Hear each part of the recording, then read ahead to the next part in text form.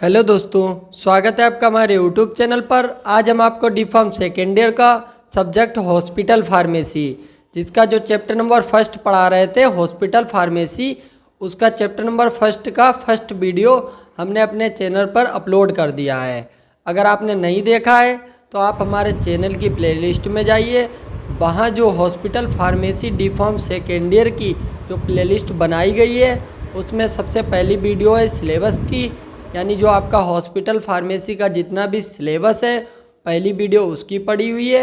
उसके बाद second video हमने आपको पढ़ाई है चैप्टर नंबर फर्स्ट जो आपका है उसकी फर्स्ट वीडियो अपलोड कर दी है, और ये आपकी सेकंड वीडियो है जिसमें हम आपको प्रोफेशनल रिस्पॉन्सिबिलिटी ऑफ फार्मासिस्ट और कुछ टॉपिक्स हैं जो आपके सिलेबस में दिए गए हैं, इस वीडियो में हम कवर करेंगे। दोस्तों, अगर आपको मेरे चैनल की PDF चाहिए है, यानी हिंदी इंग्लिश मिक्स वाली आपको PDF चाहिए है, तो डिस्क्रिप्शन में व्हाट्सअप ग्रुप की लिंक दी गई है, उसमें अगर आप ज्वाइन होना चाहते हैं तो 199 रुपीज़ में आप उसमें ज्वाइन हो जाएंगे। आपको सभी PDF उस ग्रुप में प्रोवाइड कर दी जाएंगी। दोस्तों, अगर आपने अभी तक मेरी वीडियो को लाइक नहीं किया है तो वीडियो को लाइक कर दीजिए और हमारे चैनल को सब्सक्राइब करके ज़्यादा से ज़्यादा अपने दोस्तों को भी शेयर कर दीजिए। हम आपको हिंदी इंग्लिश मिक्स का टोटल कंटेंट प्रोवाइड करेंगे और आपका डी फार्म फर्स्ट ईयर और डी फार्म सेकेंड ईयर दोनों को हम अच्छे से कंप्लीट करा देंगे। तो आज आपका टॉपिक है प्रोफेशनल रिस्पॉन्सिबिलिटी ऑफ फार्मासिस्ट। यानी आपने एक बात तो सुनी होगी कि रिस्पॉन्सिबिलिटी यानी जिम्मेदारी, रिस्पॉन्सिबिलिटी मीन्स होता है जिम्मेदारी, और फार्मासिस्ट जो फार्मासिस्ट होता है उसकी रिस्पॉन्सिबिलिटीज़ क्या होती हैं हॉस्पिटल फार्मेसी में और हॉस्पिटल के अंदर और कम्युनिटी फार्मेसी में, वो सब आपको रिस्पॉन्सिबिलिटी को आपको इसमें लिख देना है।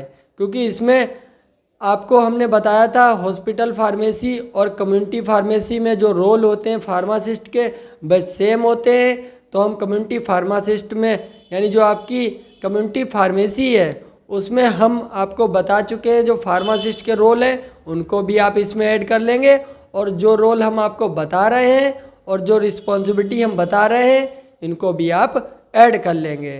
तो शुरू करते हैं दोस्तों। पीछे देखिए स्क्रीन लगी हुई है जिसमें पहली प्रोफेशनल रिस्पॉन्सिबिलिटी है फार्मासिस्ट की, सेंट्रल डिस्पेंसिंग एरिया। जो डिस्पेंसिंग एरिया होती है उसमें फार्मासिस्ट की क्या रिस्पॉन्सिबिलिटी होती है इसमें यह बताया गया है। तो दोस्तों, इसका पहला पॉइंट है ड्रग को स्टोर करना एंड ड्रग की डिस्पेंसिंग करना। फार्मासिस्ट की रिस्पॉन्सिबिलिटी होती है कि वह ड्रग को स्टोर करेगा फार्मेसी के अंदर और ड्रग की डिस्पेंसिंग भी फार्मासिस्ट करेगा। फिर सेकेंड पॉइंट है प्रॉपर रिकॉर्ड मेंटेन करना, यानी जो भी ड्रग फार्मेसी से सेंड हो रही हैं, जो पेशेंट को दी जा रही हैं, उनका प्रॉपर रिकॉर्ड रखना और बिल्स की प्रिपरेशन करना, यानी जो भी ड्रग बेच रहा है उसकी प्रिपरेशन करना, बिल को रिकॉर्ड करना, और ड्रग की स्ट्रेंथ को चेक करना है, ड्रग की डोज को चेक करना। जो पेशेंट को ड्रग दी जा रही है वह एक्सपायर्ड ड्रग तो नहीं है, इसकी भी वह चेकिंग करता है डिस्पेंसिंग एरिया में। और उसके बाद जो पॉलिसीज़ होती हैं फार्मेसी की उनको भी वह फार्मासिस्ट फॉलो करता है। तो इतनी रिस्पॉन्सिबिलिटी आपकी हो गई हैं सेंट्रल डिस्पेंसिंग एरिया की जो फार्मासिस्ट की होती हैं। सेकेंड पॉइंट है पेशेंट केयर एरिया, यानी जो वार्ड्स बने होते हैं हॉस्पिटल के अंदर उसमें क्या क्या रिस्पॉन्सिबिलिटीज़ होती हैं फार्मासिस्ट की। तो वही बात इसमें बताई गई है कि पेशेंट केयर एरिया में फार्मासिस्ट की क्या रिस्पॉन्सिबिलिटी होती हैं। तो इसमें सबसे पहला पॉइंट लिखा हुआ है नर्स से मेलजोल बनाकर रखना, यानी जो वार्ड्स में नर्स होती हैं उनसे पूरी इन्फॉर्मेशन लेते रहना, जो भी पेशेंट है उसकी केयर कैसे की जा रही है इसकी सब जानकारी उस नर्स से लेते रहना और उससे मेलजोल बनाकर रखना। सेकंड पॉइंट है किसी पेशेंट को कौन सी मेडिसिन एडमिनिस्टर्ड की जा रही है इसकी इन्फॉर्मेशन रखना। दोस्तों, वार्ड्स के अंदर जो पेशेंट एडमिट होते हैं उनको कौन कौन सी मेडिसिन दी जा रही है और कौन कौन से इंजेक्शन दिए जा रहे हैं इसकी इन्फॉर्मेशन फार्मासिस्ट को रखना बहुत ज़रूरी होता है, उसकी एक रिस्पॉन्सिबिलिटी होती है। फिर जो आपका थर्ड पॉइंट है इसका जूनियर फार्मासिस्ट को दिशा निर्देश लगातार देते रहना, यानी जो जूनियर फार्मासिस्ट होते हैं, जो अभी तक ट्रेंड नहीं है, उनको यानी ट्रेंड करना, और जो ट्रेंड फार्मासिस्ट है और जूनियर फार्मासिस्ट हैं उनको लगातार दिशा निर्देश देते रहना कि उन फार्मासिस्ट को क्या वर्क करना है, कैसे वर्क करना है, ये सब बातों को फार्मासिस्ट को बताना। नेक्स्ट पॉइंट है मेडिकेशन एरिया को लगातार चेक करते रहना कि मेडिसिन की कोई कमी तो नहीं हो रही है या कोई मेडिसिन एक्सपायर नहीं हो रही है, इसकी आप जांच करते रहें। यह भी एक रिस्पॉन्सिबिलिटी होती है फार्मासिस्ट की। पेशेंट की काउंसलिंग करना तो फार्मासिस्ट की रिस्पॉन्सिबिलिटी होती ही है कि पेशेंट को ड्रग के बारे में बताना, ड्रग के साइड इफ़ेक्ट के बारे में बताना, यह सब इंफॉर्मेशन देना फार्मासिस्ट की एक रिस्पॉन्सिबिलिटी होती है। ड्रग की मॉनिटरिंग करने का मीन्स होता है ड्रग की जांच करते रहना। वही आपकी बात है कि एक्सपायर तो नहीं हो गई है और कोई ड्रग की स्टोरेज किस प्रकार की है, ये सब मॉनिटरिंग करते रहना ड्रग के बारे में। तो दोस्तों प्रोफेशनल रिस्पॉन्सिबिलिटी में आपने पहला पॉइंट देखा सेंट्रल डिस्पेंसिंग एरिया और दूसरा पॉइंट है पेशेंट केयर एरिया। फिर आपका जो थर्ड पॉइंट है जनरल रिस्पॉन्सिबिलिटी ऑफ फार्मासिस्ट, यानी जो फार्मासिस्ट होता है उसकी जनरल रिस्पॉन्सिबिलिटी क्या होती हैं, इसके बारे में हम आपको थोड़ा सा बताएंगे, और जो आपकी प्रोफेशनल रिस्पॉन्सिबिलिटीज़ हैं फार्मासिस्ट की उनको यहाँ पर कंप्लीट कर देंगे। तो दोस्तों जनरल रिस्पॉन्सिबिलिटी क्या है, देखिए फार्मेसी स्टूडेंट को ट्रेंड करना। जो फार्मेसी के स्टूडेंट हैं जो ट्रेनिंग करने आए हैं उनको ट्रेंड करना, उनको ड्रग की अच्छी नॉलेज देना और उनको अच्छी अच्छी बातों को बताना, यह सब वर्क फार्मासिस्ट का होता है और फार्मासिस्ट की रिस्पॉन्सिबिलिटी भी होती है। इसका सेकंड पॉइंट है नर्स एंड नर्सिंग स्टूडेंट को ट्रेनिंग देना। जो नर्स होती हैं और बहुत से नर्सिंग स्टूडेंट्स होते हैं उनको भी ट्रेनिंग देना, और फिजिशियन को ड्रग की इन्फॉर्मेशन देना। अगर कोई फिजिशियन कोई ड्रग प्रिस्क्राइब करता है तो फार्मासिस्ट को जितनी नॉलेज होती है ड्रग की उतनी नॉलेज किसी को नहीं होती है, क्योंकि फार्मासिस्ट का मीन्स ही होता है ड्रग, यानी ड्रग की सबसे ज़्यादा नॉलेज फार्मासिस्ट को होती है। तो फार्मासिस्ट ड्रग की इन्फॉर्मेशन फिजिशियन को भी देता है। तो ये जनरल रिस्पॉन्सिबिलिटी कुछ है फार्मासिस्ट की, और हमने आपको कुछ रिस्पॉन्सिबिलिटीज़ के बारे में बताया। सेंटर डिस्पेंसिंग एरिया में फार्मासिस्ट की क्या रिस्पॉन्सिबिलिटीज़ होती हैं, पेशेंट केयर एरिया में पेशेंट के लिए क्या क्या वर्क होते हैं फार्मासिस्ट के। तो इस वाले टॉपिक में हमने आपको इतना बताया। दोस्तों अगर मेरी वीडियो अच्छी लगती हो तो प्लीज़ दोस्तों वीडियो को लाइक कर दो और यूपी बोर्ड वाले बच्चों को ज़्यादा से ज़्यादा शेयर कर दो, क्योंकि हिंदी इंग्लिश मिक्स में डी.फार्म लिखने में कोई प्रॉब्लम नहीं होती है, बट नोट्स तैयार करने में दोस्तों बहुत ज़्यादा प्रॉब्लम होती है। तो बहुत से स्टूडेंट्स ऐसे हैं उनको अभी तक चैनल के बारे में नहीं पता लग पाया है, तो ज़्यादा से ज़्यादा अपने कॉलेज ग्रुप में वीडियो को शेयर कर दो, जिससे जो और स्टूडेंट है यूपी बोर्ड वाले उनकी हेल्प हो सके। अगर आपको PDF चाहिए तो आप मेरे व्हाट्सएप ग्रुप से ज्वाइन हो जाइए। दोस्तों 199 रुपीज़ कोई ज़्यादा नहीं होते, हम आपकी पूरे 1 साल हेल्प करेंगे और लगातार हेल्प करेंगे और पूरी तरीके से हेल्प करेंगे। फिर जो आपका नेक्स्ट टॉपिक है सिलेबस के अंदर qualification and experience required for a hospital pharmacist, यानी हॉस्पिटल फार्मासिस्ट बनने के लिए क्या क्या क्वालिफिकेशन और एक्सपीरियंस होता है फार्मासिस्ट के लिए रिक्वायर्ड, यानी कितनी क्वालिफिकेशन होनी चाहिए और कितना एक्सपीरियंस होना चाहिए, तब आप हॉस्पिटल फार्मासिस्ट में जॉब कर सकते हैं। तो इस वाले टॉपिक में इतना बताया गया है। तो इसमें पहला टॉपिक है, देखिए पहला पॉइंट लिखा हुआ है जो चीफ फार्मासिस्ट होता है उसके पास पोस्ट ग्रेजुएशन यानी M.Pharm की डिग्री होना चाहिए। दोस्तों जो गवर्नमेंट हॉस्पिटल्स होते हैं उनके अंदर चीफ फार्मासिस्ट होता है। यहाँ पर गवर्नमेंट हॉस्पिटल की ही बात की जा रही है कि क्या क्या क्वालिफिकेशन और कितना एक्सपीरियंस होना चाहिए आपको फार्मासिस्ट बनने के लिए। तो इसमें जो चीफ फार्मासिस्ट होता है उसके पास पोस्ट ग्रेजुएशन यानी M.Pharm की डिग्री होना चाहिए। जो उसका ग्रेजुएशन होता है भाई या तो फार्माकोलॉजी से कंप्लीट हो या हॉस्पिटल फार्मेसी से कंप्लीट होना चाहिए। अगर आपको चीफ फार्मासिस्ट बनना है हॉस्पिटल फार्मेसी का, तो दोस्तों या तो आपके पास फार्माकोलॉजी से एमफार्म होना चाहिए या हॉस्पिटल फार्मेसी से एमफार्म होना चाहिए, तब आप उसके लिए क्वालिफाइड कर सकते हैं, उसमें फॉर्म डाल सकते हैं। फिर उसके बाद सेकंड पॉइंट है, जो मैन्युफैक्चरिंग केमिस्ट होते हैं उसके पास ग्रेजुएशन यानी बी फॉर्म की डिग्री होनी चाहिए। यानी मैन्युफैक्चरिंग केमिस्ट मीन्स होता है कि जो ड्रग को तैयार करते हैं। अगर आप हॉस्पिटल फार्मेसी में मैन्युफैक्चरिंग डिपार्टमेंट में जाना चाहते हैं तो उसके लिए आपके पास बी फॉर्म की डिग्री होनी चाहिए। और नीचे बताया गया है जो मैन्युफैक्चरिंग डिपार्टमेंट में आप जाने के लिए आपके पास 18 मंथ का एक्सपीरियंस होना बहुत ज़रूरी होता है। फिर डिस्पेंसिंग फार्मासिस्ट के पास डिप्लोमा इन फार्मेसी होना चाहिए। यानी आप ड्रग को डिस्पेंस करना चाहते हैं हॉस्पिटल फार्मेसी के अंदर तो आपके पास डिप्लोमा इन फार्मेसी होना ज़रूरी होता है। तो इतनी क्वालिफ़िकेशन होती है आपको हॉस्पिटल फार्मासिस्ट बनने के लिए। फिर दोस्तों आपका एक नेक्स्ट टॉपिक है job specification for a hospital pharmacist. यानी आपको कब हॉस्पिटल जॉब देगा, यानी आपके अंदर क्या क्या क्वालिटीज़ होनी चाहिए जिस रीज़न से आपको हॉस्पिटल फार्मेसी में जॉब मिल जाएगी। तो आपके अंदर बहुत सी क्वालिटीज़ होनी चाहिए जो फार्मासिस्ट के पास होती हैं। हॉस्पिटल को जो ज़रूरत होती हैं, यानी जो हॉस्पिटल को ज़रूरत होती हैं क्वालिटीज़, उन क्वालिटीज़ को हम बताएंगे कि आपके अंदर क्या क्या क्वालिटी होनी चाहिए जिससे आप हॉस्पिटल फार्मेसी के अंदर फार्मासिस्ट की जॉब कर पाएंगे। तो इसमें बताया गया है यह एक प्रकार की लिस्ट होती है जिसमें रिकमेंडेड क्वालिटीज़ होती हैं।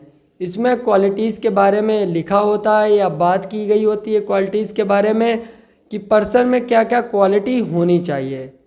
तो दोस्तों पर्सन के पास एक्सपीरियंस होना चाहिए, डिस्पेंसिंग ड्रग यानी ड्रग को डिस्पेंसिंग करने का एक्सपीरियंस होना चाहिए, फार्मूलेटिंग एंड रीफार्मूलेटिंग यानी जो एक फार्मूले की ड्रग है उसको सेकेंड फार्मूले की ड्रग में कन्वर्ट करने के उसके अंदर क्वालिटी होनी चाहिए यानी जो फार्मासिस्ट होता है, और मॉनिटरिंग करने की क्वालिटी होनी चाहिए, और रिपोर्टिंग ड्रग सेफ्टी यानी ड्रग की सेफ्टी के बारे में उसको अच्छी नॉलेज होनी चाहिए, और ड्रग को स्टोर करना आता हो, उसको एक्सपीरियंस हो इस बात का, और क्रिएटिंग मेडिसिन बजट यानी जो मेडिसिन मंगाई जाती हैं हॉस्पिटल के अंदर उसका बजट तैयार करने का एक्सपीरियंस होना चाहिए फार्मासिस्ट के पास। तो इतने आपके पास क्वालिटीज़ होनी चाहिए तो आप फार्मासिस्ट की जॉब के लिए एलिजिबल हो जाते हैं। और उसके बाद जो हॉस्पिटल को चाहिए होता है पर्सन, तो इतनी क्वालिटी देखकर फार्मासिस्ट की जॉब पर आपको जॉब मिल जाती है। फिर कुछ टॉपिक है आपका, एक नेक्स्ट टॉपिक है workload requirement for a hospital pharmacist. यानी जो हॉस्पिटल फार्मासिस्ट होता है उस पर वर्कलोड कैसा होना चाहिए, और कितना बड़ा हॉस्पिटल हो तो उसमें कितने फार्मासिस्ट होने चाहिए, और कितना एक फार्मासिस्ट पर वर्कलोड होना चाहिए, इसके बारे में इस टॉपिक में बात करेंगे और आपको अच्छे से समझाएंगे और अच्छे से बताएंगे भी। तो यहाँ पर बात की गई है वर्कलोड की। तो सबसे पहले बात करते हैं कि वर्कलोड क्या होता है। तो वर्कलोड मीन्स होता है कि किसी स्पेसिफिक टाइम में पर्सन कितना वर्क करता है। जैसे पर्सन 12 घंटे में कितना वर्क करता है, उस पर कितना वर्क पड़ता है, इसको कहते हैं वर्कलोड। और इसमें नीचे पॉइंट दिया गया है कि प्रिस्क्रिप्शन की संख्या को चेक करके फार्मासिस्ट की संख्या को मेंटेन किया जाता है। दोस्तों हॉस्पिटल के अंदर प्रिस्क्रिप्शन की जो संख्या होती है यानी पर डे जितने प्रिस्क्रिप्शन आते हैं उनकी संख्या को चेक करके यानी उनके नंबर को चेक करके हॉस्पिटल के अंदर फार्मासिस्ट को रखा जाता है। और कुछ बेड्स के भी हिसाब से भी फार्मासिस्ट को रखा जाता है हॉस्पिटल के अंदर। यानी जितने बेड्स का हॉस्पिटल होगा और उनकी संख्या के अनुसार उतने फार्मासिस्ट को एक हॉस्पिटल के अंदर रखा जाता है। तो यहाँ पर लिखा हुआ है अप टू 50 बेड्स, यानी 50 बेड्स का अगर हॉस्पिटल है तो उसमें 3 फार्मासिस्ट को रखा जाता है। और अगर 100 बेड्स का यानी आपका हॉस्पिटल है तो उसमें 5 फार्मासिस्ट को रखा जाता है। और 200 बेड का अगर हॉस्पिटल है तो उसमें 8 फार्मासिस्ट का होना चाहिए। और यहाँ पर 300 बेड में 10 फार्मासिस्ट होते हैं और 500 बेड के हॉस्पिटल में 15 फार्मासिस्ट होने चाहिए। इनकी संख्या को ज़रूरत के हिसाब से कम या ज़्यादा भी कर लिया जाता है। कभी कभी ऐसा होता है कि 500 बेड वाला हॉस्पिटल होता है, उसमें 20 फार्मासिस्ट भी वर्क कर सकते हैं, 20 करते हैं, 25 करते हैं, जितना वहाँ पर वर्कलोड पड़ता है उसके हिसाब से फार्मासिस्ट की संख्या को कम या ज़्यादा कर लिया जाता है। तो दोस्तों अभी तक हम जो आपको टॉपिक बता रहे हैं तो ये वाले टॉपिक आपके एग्ज़ाम पर्पज़ से इतने इम्पॉर्टेंट नहीं हैं, क्योंकि अभी तक ज़्यादा एग्ज़ाम में नहीं पूछे जाते हैं। दोस्तों अभी हमने इम्पॉर्टेंट क्वेश्चन की प्रीवियस ईयर जो वीडियोस बनाई हैं, पूरा पेपर उसी से आया है, सभी क्वेश्चन आए हैं। अगर आपको भरोसा ना हो तो आप मेरी पहले वीडियो देख लीजिए और जो प्रीवियस ईयर का पेपर है उसको चेक कर लीजिए। दोस्तों जो टॉपिक आपके इम्पॉर्टेंट हो गए हम आपको बताएंगे कि दोस्तों ये वाला टॉपिक इम्पॉर्टेंट है आपका और आप इसको सही से समझ लें। तो अभी हमने बताया आपको वर्कलोड, ये आपका इतना एग्ज़ाम में नहीं पूछा जाता। और इससे पहले जो हमने टॉपिक बताया है यहाँ पर बताया क्वालिफिकेशन एंड एक्सपीरियंस, ये आपकी नॉलेज के लिए टॉपिक्स दिए गए हैं, आपकी नॉलेज इम्प्रूव होगी, बट एग्ज़ाम पर्पज़ से इतने टॉपिक इम्पॉर्टेंट नहीं हैं। जो प्रोफेशनल रिस्पॉन्सिबिलिटी वाला है ये टॉपिक आपका इम्पॉर्टेंट है, आप इसको अच्छे से समझेंगे भी और अच्छे से इसके नोट्स तैयार कर लीजिए। फिर दोस्तों आपका इस वीडियो का लास्ट टॉपिक है, एक छोटा सा टॉपिक है, इसको कवर करने के बाद वीडियो को ख़त्म करेंगे यहाँ पर, और उसके बाद इसका नेक्स्ट पार्ट में आपको हम जीपीपी के बारे में बताएंगे और आपका ये चैप्टर बहुत जल्दी ही हम कवर कर लेंगे। तो यहाँ पर नेक्स्ट टॉपिक है इंटर प्रोफेशनल रिलेशनशिप जो होती है हॉस्पिटल फार्मासिस्ट की, वह क्या होती है। यानी इंटर प्रोफेशनल आपको रिस्पॉन्सिबिलिटीज़ यानी रिलेशनशिप के बारे में बात करनी है। तो यहाँ पर इंटर प्रोफेशनल रिलेशनशिप क्या होती है, दो या दो से अधिक डिपार्टमेंट के पर्सन जो होते हैं उनका एक दूसरे से तालमेल को इंटर प्रोफेशनल रिलेशनशिप कहलाता है। यानी एक डिपार्टमेंट का कोई पर्सन हो गया और दूसरे डिपार्टमेंट का कोई पर्सन हो गया, जैसे कोई नर्स हो गई और कोई फार्मासिस्ट हो गया, तो उनके साथ कैसा तालमेल हो रहा है इसको कहते हैं हम इंटर प्रोफेशनल रिलेशनशिप। यानी भाई एक दूसरे से किस प्रकार का व्यवहार कर रहे हैं तो इसको कहा जाता है इंटर प्रोफेशनल रिलेशनशिप। और किसी हॉस्पिटल के अंदर इंटर प्रोफेशनल रिलेशनशिप का होना बहुत ज़रूरी होता है। जब तक एक डिपार्टमेंट का पर्सन दूसरे डिपार्टमेंट के साथ अच्छा व्यवहार नहीं करेगा तो हॉस्पिटल अच्छे से नहीं चल पाएगा। बहुत ज़रूरी होता है ये वाला कि एक फार्मासिस्ट हो गया वह नर्स के साथ अच्छा व्यवहार करे और नर्स की भी रिस्पॉन्सिबिलिटी है कि वह फार्मासिस्ट के साथ अच्छा व्यवहार करे। अगर किसी हॉस्पिटल का इंटर प्रोफेशनल रिलेशनशिप अच्छा है तो उसका क्या क्या रिजल्ट आता है दोस्तों, देखिए दोस्तों, पेशेंट को अच्छी सर्विस प्रोवाइड होती है, पेशेंट संतुष्ट रहता है, पेशेंट को ज़्यादा प्रॉब्लम नहीं होती है। और उसके बाद हॉस्पिटल को मेंटेन रखने में भी जो ये वाला आपका इंटर प्रोफेशनल रिलेशनशिप होता है बहुत ज़रूरी होता है। और जितने भी डिपार्टमेंट हैं उनको चलाने के लिए, व्यवस्थित करने के लिए यह बहुत ज़रूरी होता है। तो दोस्तों छोटा सा आपका ये टॉपिक है और थोड़ा ही इसमें लिखा हुआ है डेफिनेशन, इसको आप नोट कर लेंगे, आपकी नॉलेज इंप्रूव होगी। आप हॉस्पिटल फार्मेसी पढ़ रहे हैं तो हम आपको बिल्कुल हॉस्पिटल के बारे में सब बातें बताएंगे और अच्छे से आपको समझाएंगे भी। तो दोस्तों अगर वीडियो लाइक नहीं की है तो वीडियो को लाइक करके जाना और हमारे चैनल को भी सब्सक्राइब करके जाना और ज़्यादा से ज़्यादा अपने दोस्तों को शेयर कर दीजिए और उनको बता दीजिए कि डी फार्म फर्स्ट ईयर और सेकेंड ईयर यूट्यूब पर पहला चैनल ऐसा है देव फार्मेसी जहाँ पर हिंदी इंग्लिश मिक्स में प्रॉपर स्क्रीनिंग क्लास पढ़ाई जाती है और आपको अच्छे से नोट्स भी प्रोवाइड किए जाते हैं व्हाट्सएप ग्रुप पर 199 रुपीज़ में टोटल सब्जेक्ट के। तो वीडियो देखने के लिए धन्यवाद।